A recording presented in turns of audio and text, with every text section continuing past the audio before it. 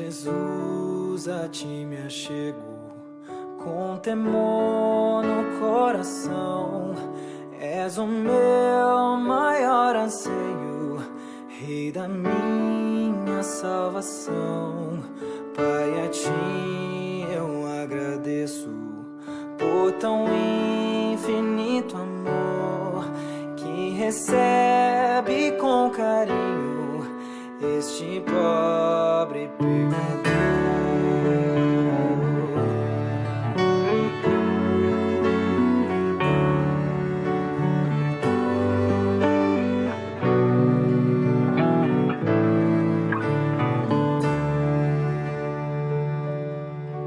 Boa é tua vontade de onisciente Deus, que meus planos sempre estejam conectados com os teus.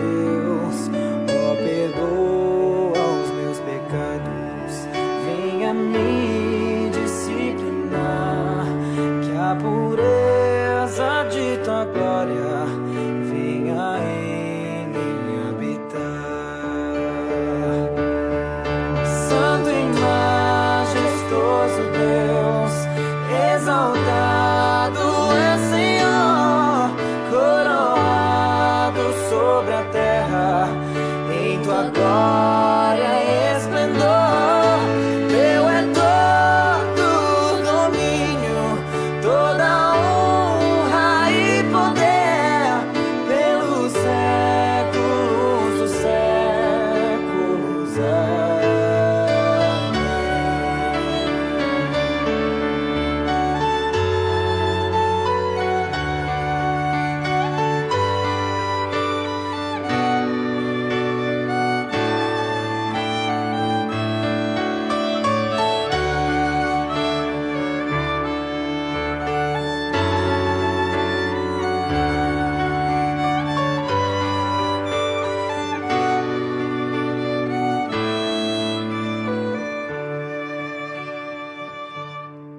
Sejas tu meu pensamento, ao dormir eu acordar.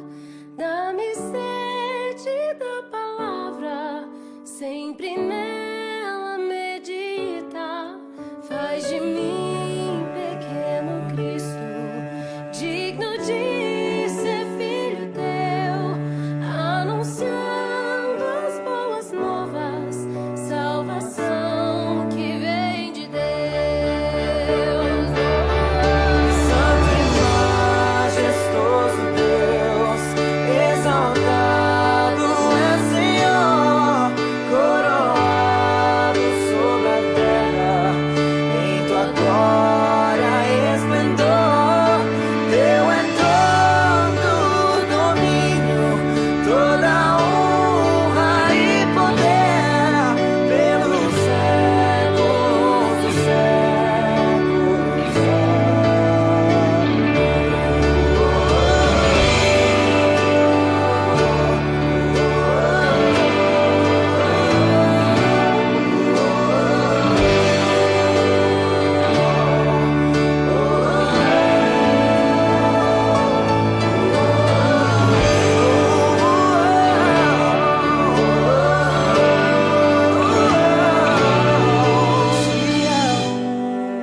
A honra e a glória para sempre.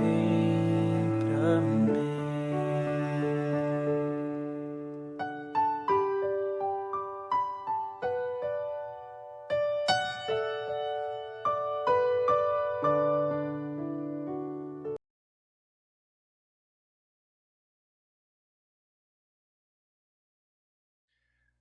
Vamos meditar hoje em duas passagens, dando sequência à série Servos Ordenados.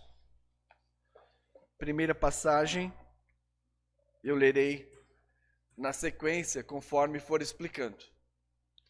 A primeira passagem, como já foi divulgado, é 1 Pedro capítulo 5, versos 2 a 4, completando a mensagem de domingo passado. E a segunda passagem é 1 Timóteo 3, de 1 a 9. Tá? Então, estes serão os textos que nós meditaremos. Você pode deixar a sua Bíblia aberta. Nós leremos conforme a explicação for acontecendo. Vamos orar antes? Quero saudar os que nos assistem, irmãos e irmãs, pela internet, amigos e todos que estão aqui conosco no templo. Uma grande alegria. Pai, obrigado por esta manhã, porque já fomos edificados por meio das músicas, da leitura, das orações. Eu peço que fale conosco agora pela pregação da palavra. O seu nome seja exaltado, que nós sejamos orientados pelo teu Santo Espírito. No nome de Jesus. Amém. Pela graça de Deus, organizaremos esta congregação e igreja depois de alguns anos. E como eu disse no domingo passado, um dos requisitos para este passo é que haja homens capazes de assumir o serviço de liderança como presbíteros ou diáconos. Por isso, dando continuidade à série Servos Ordenados, meu assunto hoje é as motivações e qualificações do presbítero. No domingo que vem, se Deus der graça, e da terça nós começaremos a falar sobre os diáconos. Motivações e qualificações do presbítero. O motivo, o propósito da mensagem é ajudar os homens indicados ao presbiterato a examinar suas motivações e se eles têm o perfil bíblico exigido. Ainda, educar a igreja para fazer as indicações e as escolhas orientados pelo critério da palavra. Vamos, então, ler aqui a carta de Pedro. Diz assim, um breve contexto. Rogo, pois, aos presbíteros que há entre vós, eu presbítero com eles e testemunha dos sofrimentos de Cristo, e ainda co-participante da glória que há de ser revelada. Pastoreai o rebanho de Deus que há entre vós. Agora, as motivações. Não por constrangimento, mas espontaneamente, como Deus quer. Nem por sorte da ganância, mas de boa vontade. Nem como dominadores dos que vos foram confiados, antes tornando-vos modelos do rebanho. Estão aqui as motivações. E o apóstolo Pedro encerra com uma palavra de esperança aos oficiais. Ora, logo que o Supremo Pastor se manifestar, recebereis a imarcessível coroa da glória. Então, olhando para o contexto de 1 Pedro, com simpatia e autoridade de presbítero, Pedro se dirige aos presbíteros da igreja, pedindo que cumprissem corretamente a vocação de pastorear o rebanho. Instrui os presbíteros sobre como devem executar o trabalho, mas o foco não se limita apenas a como servir, mas também às motivações corretas para o serviço. Então, meu primeiro ponto nesta manhã é este: as motivações do presbítero contidas no versículo 2 e 3. Primeira motivação, não por constrangimento, mas espontaneamente.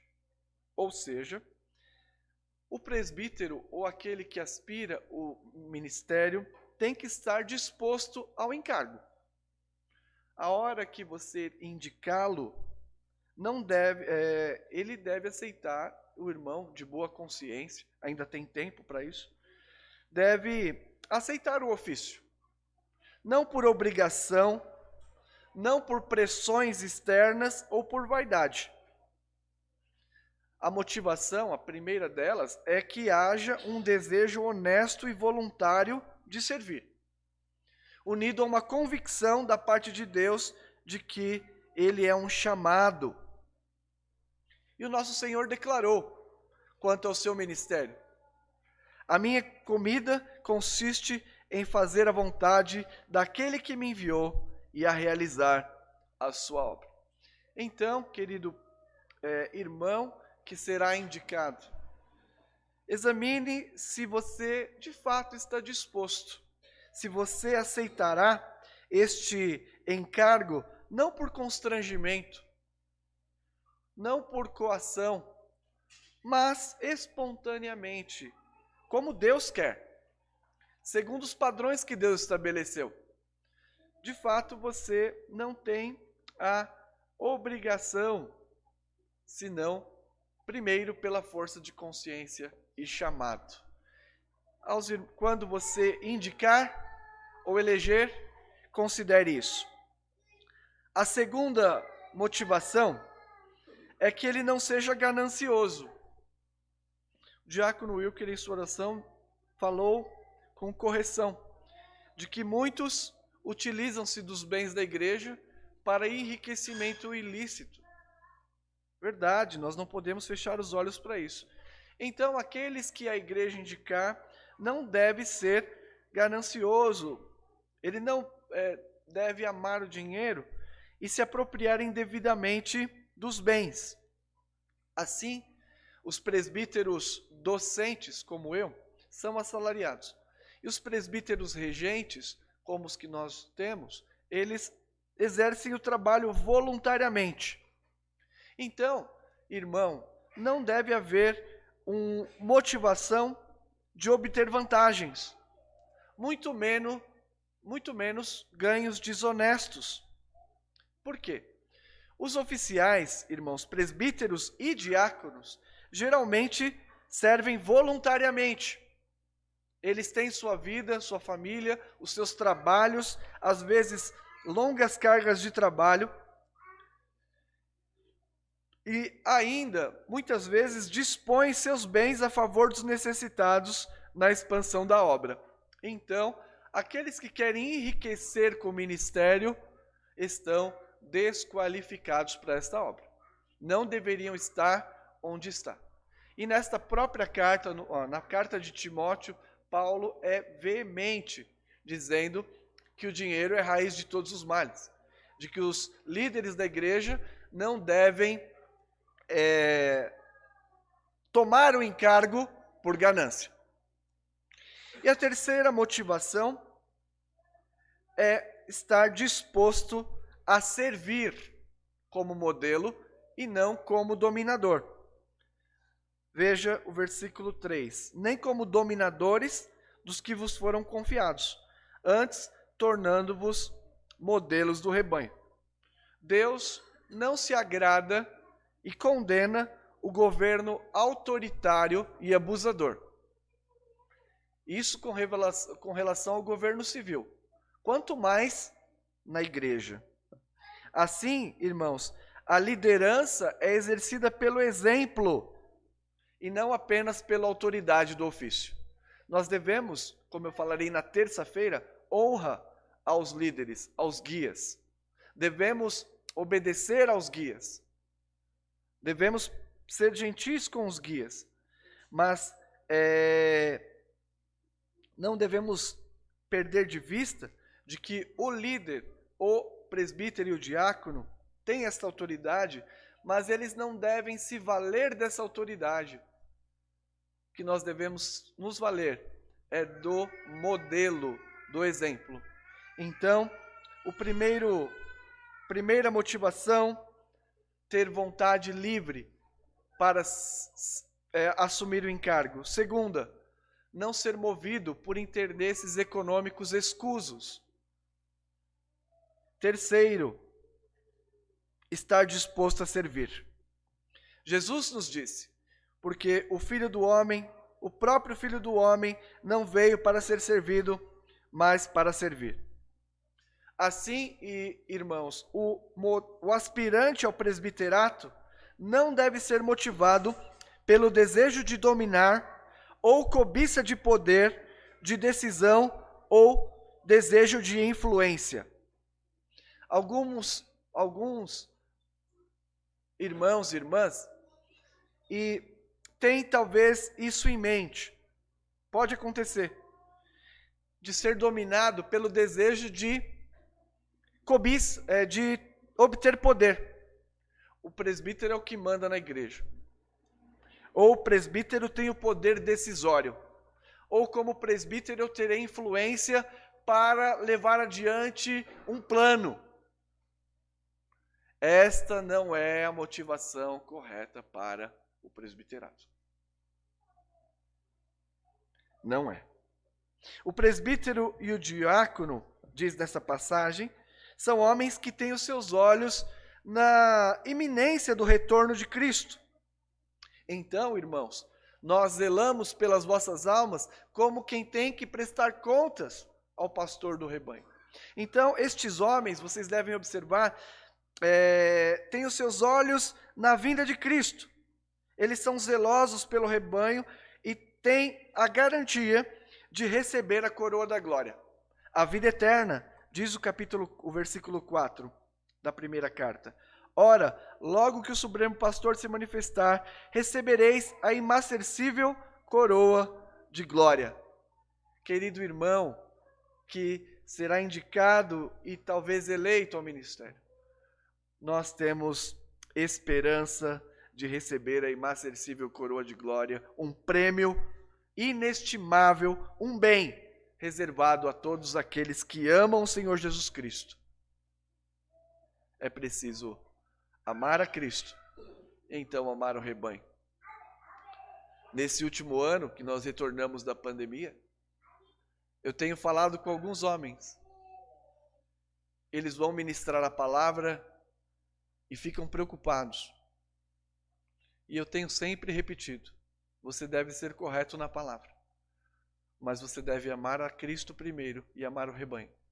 Porque se você não amar a Cristo e o rebanho, não adianta você ser um excelente manejador da palavra. É preciso, porque nós temos esperança. Então são essas as motivações corretas, irmãos. Examine-se a si mesmo e não tema a ponto de desprezar o seu chamado. Agora, vamos para a primeira carta de Timóteo, como eu havia dito, no capítulo 3. Falamos sobre as motivações, agora falarei sobre as qualificações necessárias ao presbiterato, ao presbítero. Leremos do versículo 1 ao 7. Fiel é a palavra. Se alguém aspira ao episcopado, excelente obra almeja. É necessário, portanto, que o bispo seja irrepreensível, esposo de uma só mulher, temperante, sóbrio, modesto, hospitaleiro e apto para ensinar. Não dado a vinho, não violento, porém cordato e inimigo de contendas, não avarento. E que governe bem a sua própria casa, criando os filhos sob disciplina, com todo respeito. Pois se alguém não sabe governar a própria casa, como cuidará da igreja de Deus? Não seja neófito, para não suceder que se ensoberbeça e incorra na condenação do diabo. Pelo contrário, é necessário que ele tenha bom testemunho dos de fora, a fim de não cair no opróbrio e no laço do diabo. Deixa a sua Bíblia aberta, farei alguns comentários em cada texto. O episcopado, esta palavra no versículo 1, significa supervisão do rebanho, que é exercida aqui no caso pelo bispo ou presbítero. Essas duas palavras são intercambiáveis. Como nós estamos vendo aqui, o ofício e autoridade de governo na igreja não é exercido por mulheres. O bispo, e nem mesmo está disponível a todos os homens. Nós temos sido criticados, por não ordenar mulheres aos ofícios, como se a questão fosse o gênero, mas não é. Perceba que nem todos os homens estão aptos para esta obra também. Então a questão não é apenas do gênero, mas das competências e das qualificações exigidas. Assim, irmãos, nem todos os homens, por serem homens, estão aptos a este ministério, mas aqueles que possuem certas características. Quem diz isso é Calvino, comentando esta passagem. E aqui eu quero também dizer aos irmãos que podem ler o livro do Calvino, As Pastorais, com o seu café da manhã diário, que será muito abençoado e enriquecido. Então, o episcopado presbiterato se restringe àqueles que possuem as qualificações necessárias. Eu fui dormir hoje, esta manhã, 2h da manhã, lendo esse sermão, terminando, tentando corrigir as partes da língua portuguesa, clareza, e fui me lembrando da história de oficialato. Se não me engano, eu fui ordenado com 21 anos ao diaconato. De lá para cá, Deus tem me usado nesta tarefa. Estou com 43. E lendo essas passagens, eu fui percebendo o quanto, por deixar de segui-las, a igreja sofreu. O que me encorajou a dizer a vocês, não tenha medo de serem exigentes. Porque a igreja é que ganhará. Como nós falamos no domingo passado, não significa perfeição, longe disso, porque senão todos nós estaríamos desqualificados. Depende da compreensão, da importância desta decisão, sempre que ela é tomada. Então, irmãos, no versículo 1, fechando parênteses, a ênfase, quando ele diz, se alguém aspira ao episcopado, a ênfase não está no serviço. Aliás, a ênfase está no serviço e não no cargo. Não é o ofício de presbítero que é excelente. Ó, minha carteirinha, sou presbítero. Ou do pastor, né? Não é o ofício que é excelente, mas a função. E Paulo diz, quem deseja pastorear o rebanho, deseja ou aspira a excelente obra. É uma obra excelente, saturada de alegrias espirituais. Sexta no pequeno grupo, eu fui dormir muito tarde, de tanta alegria, por situações que você vai vendo. Você vai ter alegrias espirituais profundas, mas também terá espinhos e dificuldades. Querido irmão presbítero, não há glamour. Parece ser bonito colocar-se no púlpito aos domingos e pregar para o povo de Deus. Mas o presbiterato não se resume a isso. Então, irmãos, façam um autoexame. Veja esta reflexão. Você deseja ser presbítero ou diácono? Ocupar o ofício? Ou sente paixão por trabalhar em prol do rebanho? Está disposto a servir pessoas pela palavra, no caso do presbítero, ou na assistência, no caso dos diáconos? Então, esta é a minha primeira consideração. A ênfase está no serviço e não na credencial. Você quer servir? Porque este serviço é excelente.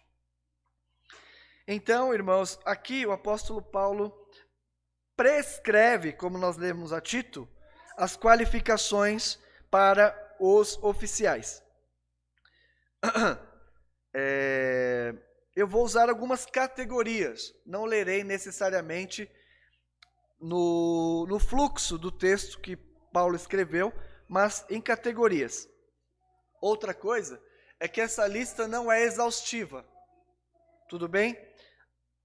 Há outras qualificações, mas estas aqui são essenciais e dirigem a escolha dos líderes. É importante também destacar que no momento da escolha, essas qualificações e competências devem estar presentes. Ou seja, no mês que nós estamos, no ano que nós estamos.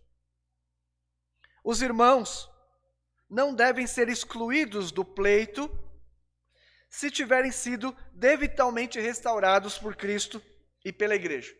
Irmãos que pecaram, mas que foram perdoados por Cristo e foram restaurados à comunhão,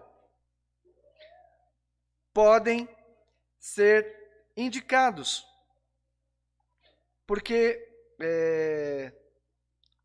os pecados anteriormente cometidos na incredulidade, na ignorância, já foram perdoados. Não podem ser impedidos do ofício por previsão de falhas futuras. Fala, hoje ele está assim, mas e amanhã?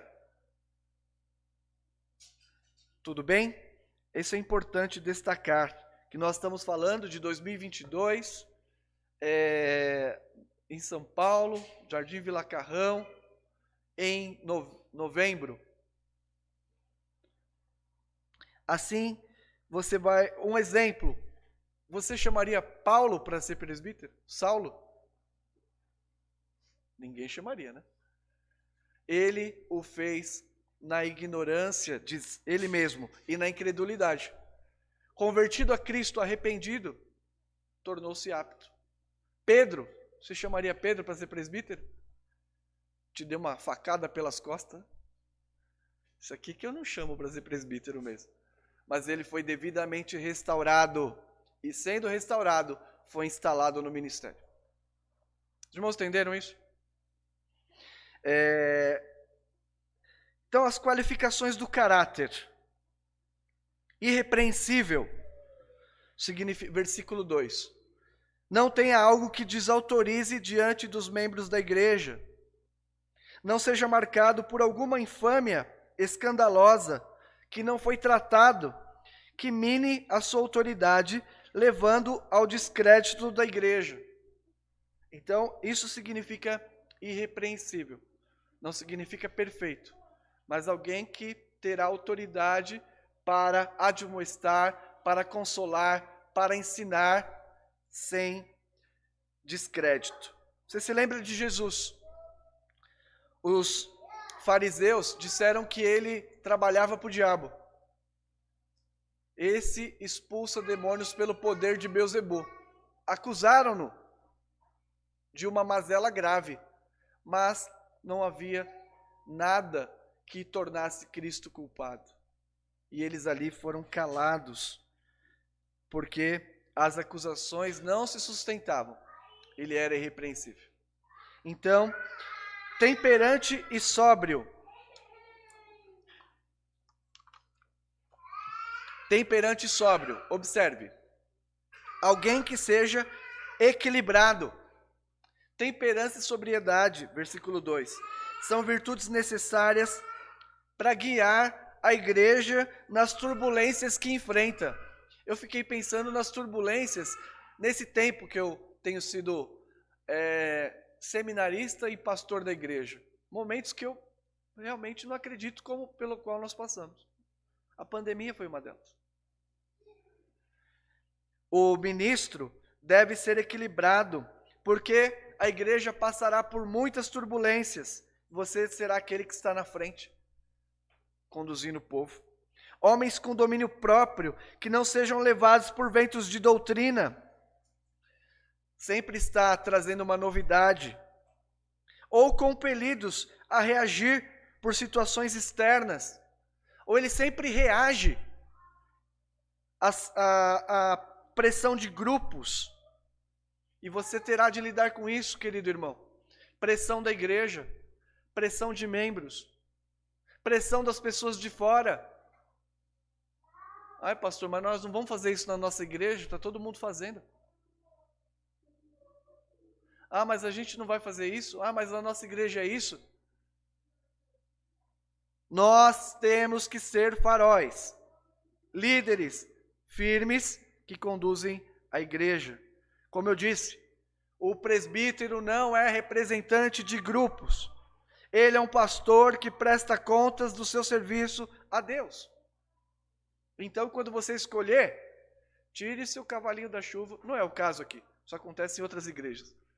De que aquele determinado presbítero vai dar um upgrade, nós precisamos mudar.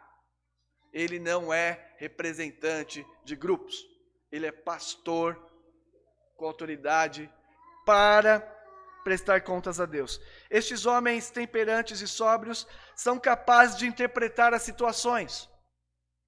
Ele lê a situação presente e espiritualmente reage. Reage com clareza moral, segundo a palavra de Deus, em um mundo que te exige respostas. Como fica coçando os nossos dedos para dar respostas a todos? Como fica coçando a nossa garganta para dar conta de todas as mazelas do mundo? O presbítero deve ser alguém equilibrado. Considere isso. E esta clareza moral, a capacidade de interpretar equilíbrio, encaminha a constância, que é fundamental para os líderes do rebanho. Constância. Diz também o texto, outra característica, não violento, cordato, inimigo de contendas. É uma hipérbole. Quantas vezes Paulo diz a mesma coisa? O que ele está querendo dizer? O presbítero é um homem que com cortesia trabalha pela pacificação da igreja. Ao escolher estes homens, veja se ele não é aquele elefante que sai pisando em tudo. Cortês. As soluções não são implementadas na igreja por força ou violência autoritária. E aqui eu retiro um trecho de um livro, O Presbítero. O presbítero suporta indiferenças e injúrias pacificamente. Quando eu ainda era noivo da Elisa, vou para o ministério, meu sogro Gustavo, homem rodado, experiente, falou, senta aqui, Fábio. Falou, fala, seu Gustavo. Falou, você está ciente de que você está escolhendo uma carreira que consiste em engolir sapos de perna aberta?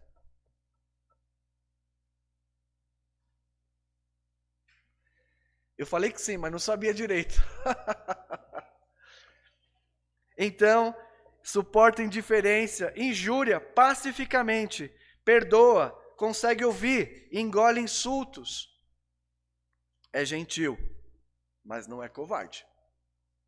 Não se amedronta quando tem que ser severo. E também não exige rigorosamente tudo o que lhe é devido. É meu direito. Então, a figura do pai, que tenta conciliar a família, pacientemente, com autoridade, amor, administra os relacionamentos. Jesus, ao lidar com os fracos, era cortês, mas contra os falsos mestres era inflexível. Não violento, cordato, inimigo de contendas. Então nós temos essas três qualificações do caráter: irrepreensível, temperante sóbrio, não violento, cordato, inimigo de contendas. Agora a qualificação nos costumes. Como é que esse homem vive? Não é alcoólatra, versículo 3. Mas está escrito aqui, não é alcoólatra, não dado ao vinho. É um eufemismo, né? Talvez nas linguagens de hoje está escrito lá. Não é alcoólatra. O presbítero não deve ser dominado por vícios notórios que encaminham à ruína. Você está lutando com um vício, talvez ainda não seja o momento de assumir o presbiterato. E se alguém pedir, te indicar, você não precisa explicar. Falou, não, ainda não. Então, cuidado, não ser dominado por vícios notórios. Diz ainda, um outro costume, não é avarento, ou seja, que retém o dinheiro, que coloca o dinheiro acima de todas as coisas. Você lembra de Jesus? Foi tentado. Tudo isso te darei se prostrado me adorares. Todos os reinos do mundo. Nosso Senhor não foi ganancioso.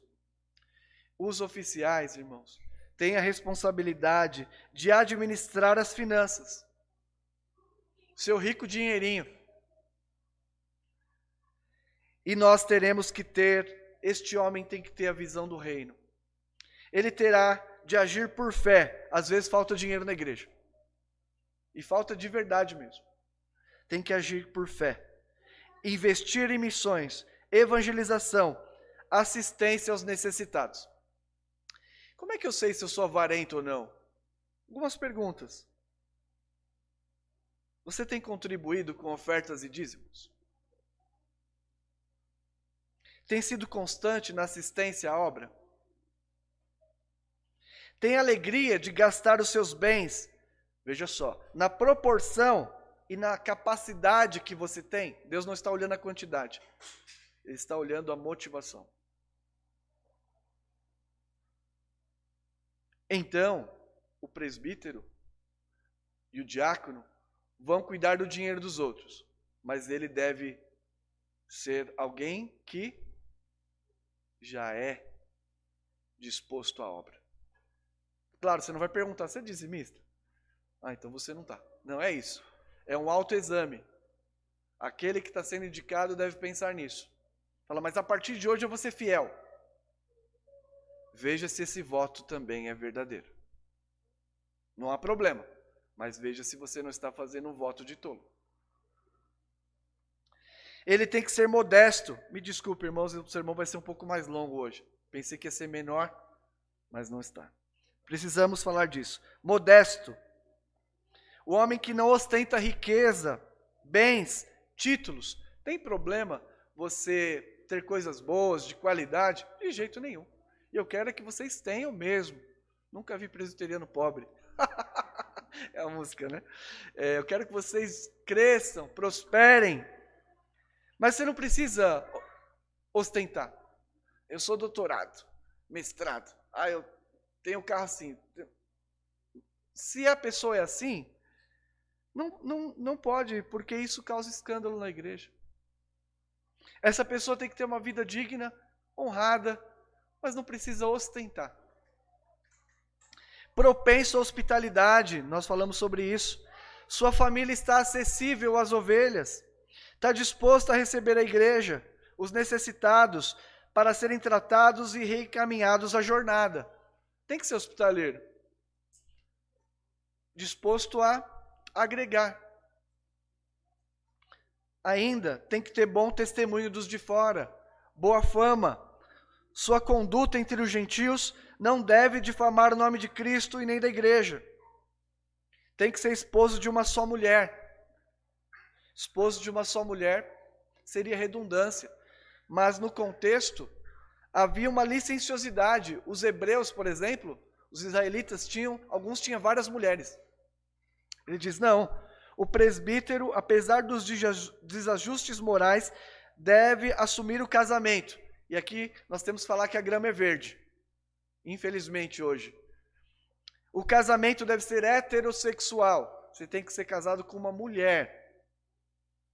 Monogâmico, uma única mulher. E puro. Você não deve ter casos, porque o casamento é a instituição que representa a aliança entre Cristo e a igreja. Então, essas são as qualificações que eu chamei aqui dos costumes. Não tem vícios notórios, não é avarento, modesto, propenso à hospitalidade, esposo de uma só mulher e tem boa fama lá fora. Outra qualificação agora, a qualificação da experiência. Diz a palavra que ele não deve ser neófito. A palavra neófito significa uma planta nova. A Bíblia exclui a possibilidade de recém-convertidos e com pouca experiência na fé de assumirem o cargo. O perigo é serem arrastados pelo orgulho, guiados pela inexperiência e autoconfiança, imaginam ter a solução para resolver todos os problemas. Eu fui para o seminário maduro já, 33, 32, 31, 33, 32, 31, 30, 29, desculpa aí que eu sou ruim de matemática, 28. Eu fui com 28 anos para o seminário. Já tinha passado por outro seminário, 3 anos. E aí, quando eu cheguei, eu vou mudar a igreja. Vai ser a igreja aqui do Novo Testamento. Os presbíteros não sabem de nada. Aí o primeiro ano passou, o segundo, terceiro, quarto, cheguei no sétimo, mais moído que arroz de terceira. Falei, a coisa não é bem assim. Aí entrei para a igreja como oficial, mais 7 anos. Agora eu tenho certeza que a coisa não é assim. Talvez os jovens caiam no perigo do orgulho, acham que vão resolver tudo. E aí, a hora que senta e tem que resolver os pepinos,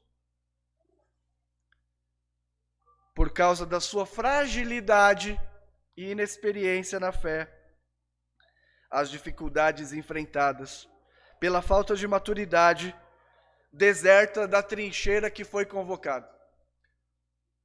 Ele está ali na trincheira, daqui a pouco você olha, nós temos ali para me defender. Ele foi embora. Irmãos, não tem sido um nem dois que têm corrido nesse erro. E alguns ficam muito tristes. Aqui uma palavra pastoral. Você, se não for ainda eleito para um cargo, fique tranquilo. Dê graças a Deus. Dê graças a Deus. Se você for eleito, dê graças a Deus. Talvez não seja tempo mesmo. Mas não perca a esperança de que Deus pode usá-lo. Então, experiência. Tem que ter uma certa experiência na fé. E por último, competências. Qualificação das competências. Quais são as competências que ele precisa ter? Capaz de ensinar a Bíblia. Apto para ensinar. Por quê? Porque essa é a função principal do presbítero. Apacentar o rebanho com a palavra de Deus. Nesta carta, este pastor presbítero, chamado Timóteo, é exortado a cuidar de si, cuidar da doutrina, aplicar-se à leitura pública, encorajar a igreja no ensino da palavra. Então, os presbíteros têm o dever de ensinar regularmente a palavra, porque por ela as ovelhas vão se desenvolver. A igreja será edificada e crescerá saudável. Capacidade de manejar a palavra significa a mesma competência que o pastor docente, que eu. Eu quero que seja assim, mas não necessariamente. Você pode, quando fala de ensino aqui, no pequeno grupo, numa reunião de oração, particularmente, ou ensinando a sua própria família. Ensino de maneira generalizada aqui, não necessariamente do púlpito ou na escola dominical. Mas que ele seja então hábil para mostrar os principais pontos da palavra de Deus. Sabe por quê? Que da aplicação financeira de um recurso, o aconselhamento, a administração dos ministérios, tudo passa por conhecer a palavra. Para que a gente não admita outros modelos. Então, irmãos, você é capaz de ministrar a palavra a alguém? Você já ensinou um amigo em particular? Você já ensinou na sua casa, seus filhos, sua esposa? Ou nos pequenos grupos? Ou na escola dominical? Me permita aqui, com o devido carinho e vênia, o saudoso presbítero Evangibaldo nunca pensou que fosse presbítero porque faltasse isso aqui. Mas, na verdade, quando você via, ele era capaz de ensinar. Pessoalmente, da forma dele, com a simplicidade que tinha. Então, vocês tiveram um bom modelo. É nesse sentido que Paulo está dizendo. Tem que ser capaz de ensinar a palavra de Deus. Não necessariamente ter a expertise do pastor assalariado, que tem este ofício integralmente. Então, irmão, e os irmãos devem perguntar, você já ensinou a Bíblia para alguém? Olha, essas perguntas aqui serão feitas, isso aqui é o problema de eu ficar pensando muito. Essas perguntas eu vou fazer para você no dia do exame, que será dia 12/10. Eu vou fazer as mesmas perguntinhas que eu estou fazendo aqui.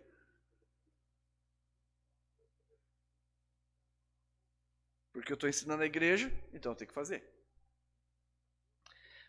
E outra capacidade, além de ensinar a Bíblia, é governar a sua casa, sua esposa e seus filhos. Aqui um parênteses para as esposas, minhas irmãs queridas. As esposas podem contribuir de forma especial para o ministério, tanto do presbítero quanto do diácono. Como? Ao se portar com discrição e amor cristão. Cumprindo a função de auxiliadora, você será uma bênção para o seu lar e para a igreja. você deve olhar para quem você vai indicar. E caso for casado, olhe também para a esposa. O oficial é um pai eficiente, o marido que dirige o lar conforme a vontade de Deus. Então, se o contrário, a esposa e os filhos se mostrarem indomáveis, escandalosamente desobedientes e desordeiros, indico que você reveja com critério se é hora de assumir o governo da igreja. É muito importante destacar que quando a gente fala de filhos de oficiais, e aqui protegendo os filhos dos oficiais também, é que eles não devem ser o modelo. O Stefano não é pastorzinho. Ele é filho normal de uma família. Os filhos dos oficiais, eles não devem ser o top de todos, sempre. Mas eles não podem ser o pior de todos. É preciso haver esse equilíbrio. Ele tem que estar na média. Nem mais, nem menos. É uma criança normal. Os adolescentes falam, mas aquele ali é filho de pastor, olha só. Está muito abaixo da minha expectativa. Tá bom? Então, todas essas qualificações devem ser a realidade postas em prática na sua casa, para você ser útil na igreja. E encerrando. Calvino entendia que uma obra excelente obriga a exigir pessoas excelentes. Uma obra excelente exige pessoas excelentes. O Senhor Jesus, o bom pastor, é o modelo. Este é o modelo que foi usado por Paulo. Então, irmãos, é necessário que o critério da nossa seleção de oficiais não seja a quantidade de vagas a serem supridas. É 5, então vou nomear 5. São 4, vou nomear 4. Não é a quantidade de vagas que deve determinar nossa escolha, mas a qualidade dos homens que assumirão este cargo. Perguntei para a irmã Elisa, você já tinha ouvido? Ela falou assim, com este nível de instrução, não. Mas agora eu já estou sabendo. Não estou desavisado. Ore, irmão, ore, irmã, livremente. Indique aqueles que o Espírito Santo lhe orientar.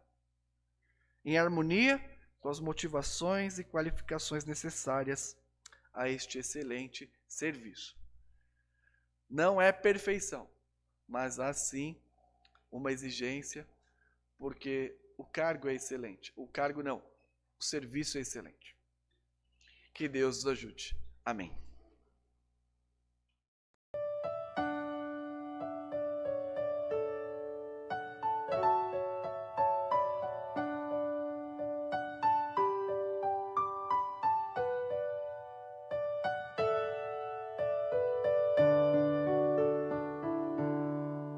Meu Jesus, a ti me achego, com temor no coração.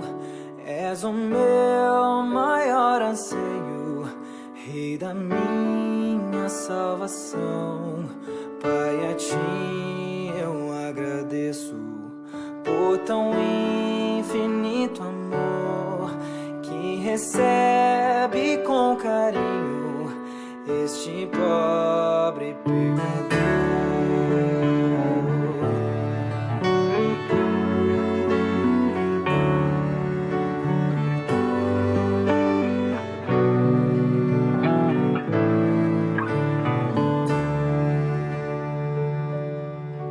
Boa é tua vontade de um onisciente Deus, que meus planos sempre estejam conectados com os teus.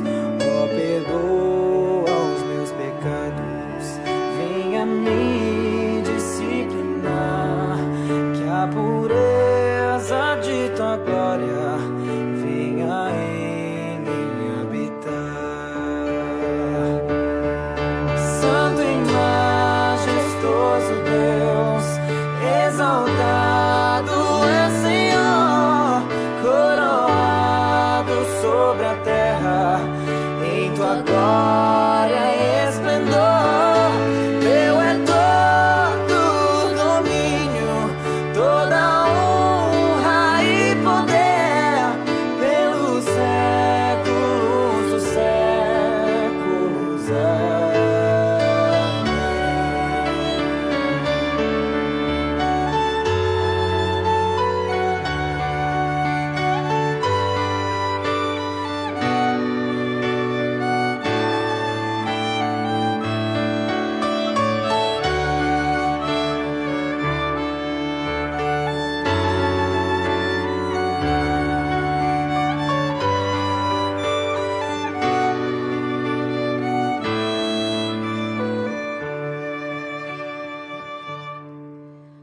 Sejas tu meu pensamento, ao dormir eu acordar. Dá-me sede da palavra, sempre nela